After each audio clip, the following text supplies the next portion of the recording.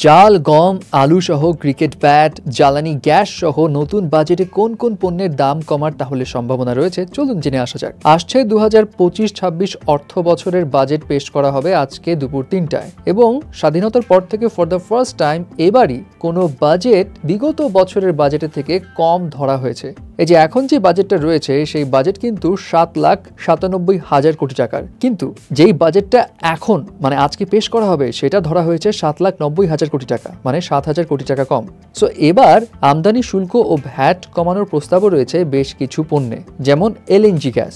LNG হচ্ছে liquid natural gas, যেটা বিদ্যুৎ ক্ষেত্রে, শিল্প কলকারখানায়, ইভেন বাসাবাড়িতে রান্নার ক্ষেত্রেও ওই পাইপলাইনের মাধ্যমে গ্যাসটা সরবরাহ করা হয়। এই গ্যাস আমদানির উপর 15% ভ্যাট মাফ করা হতে পারে। এর ফলে এলএনজি গ্যাসের দাম কিন্তু কিছুটা কমবে। তারপর ক্রুড ফুয়েল অয়েল, যেগুলো পরিশোধন করে ডিজেল বা পেট্রোল বানানো হয়, সেই ক্রুড অয়েলের উপরও 5% শুল্ক কমিয়ে 1% করার প্রস্তাব রয়েছে। এছাড়া অন্যান্য জ্বালানি তেলেও শুল্ক 10% থেকে কমিয়ে 3% করা হতে পারে। এসব কারণে জ্বালানি তেলের দাম কিছুটা কমতে পারে এবং পরিবহন ও শিল্পের খরচও কমাতে সাহায্য করবে। শুধু তাই নয়, ঈদুল আজহায় কোরবানির পশুর চামড়ার প্রক্রিয়াজাত করতে বিভিন্ন রাসায়নিক উপকরণ লাগে, যে রাসায়নিক উপাদানের শুল্ক 5% থেকে কমিয়ে 1% করার প্রস্তাব আছে। এতে করে চামড়া শিল্পের উৎপাদন খরচ কমবে, ফলে চামড়ার পণ্যের দামও কিছুটা কমতে পারে। এছাড়া ধান, চাল, গম, আলু, পেঁয়াজ, রসুন সহ মোট 30টারও অধিক নিত্য পণ্য আমদানির জন্য ব্যাংক থেকে ঋণ নেওয়ার ক্ষেত্রে যে উৎস কর থাকে না, সেটা 1% থেকে কমিয়ে 0.5% করার প্রস্তাব রয়েছে। ফর এক্সাম্পল,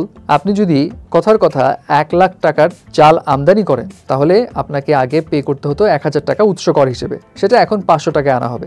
যদিও বলা হচ্ছে এই উৎস কর, এই 1%, 0.5% এগুলো আসলে ম্যাটার করে না, বাট এটা কমানো হয়েছে কারণ এই 1%-এর বিষয়টা দেখিয়ে অনেক ব্যবসায়ীরা জিনিসপত্রের দাম বাড়িয়ে ফেলে। সো এখন যেহেতু উৎস কর কমানো হয়েছে, সো দাম অযাচিতভাবে বাড়ানোর ক্ষেত্রে অনেকবার ভাবতে হবে তাদেরকে। অপরদিকে খেলনা ও ক্রিকেট ব্যাট উৎপাদনে ব্যবহৃত যে সমস্ত কাঁচামাল হয়, সেগুলোর ক্ষেত্রেও শুল্ক কমানোর সম্ভাবনা আছে। এই পরিকল্পনার অংশ হিসেবে আমদানি করা একদম ফিনিশড টয়গুলোর শুল্ক প্রতি কেজি $4 এবং ক্রিকেট ব্যাট তৈরিতে ব্যবহৃত উইলো কাঠ, সেই কাঠের শুল্ক 37% থেকে কমিয়ে 26% করা হতে পারে। এবং চিনির দাম স্থিতিশীল রাখতে প্রস্তাবিত বাজেটে রিফাইন্ড সুগার আমদানির ক্ষেত্রে শুল্ক প্রতি টন 4,500 টাকা থেকে কমিয়ে 4,000 টাকা করার প্রস্তাব থাকতে পারে। এছাড়া ডিজিটাল সেক্টরে কিছু কিছু জায়গায়, নিউজ প্রিন্টের কিছু কিছু ক্ষেত্রে এবং ওষুধপত্রের কিছু কিছু জায়গাতেও শুল্ক কমানোর প্রস্তাবনা রয়েছে। সো দেখা যাক আসলে কতটুকু কি বাস্তবায়ন হয়।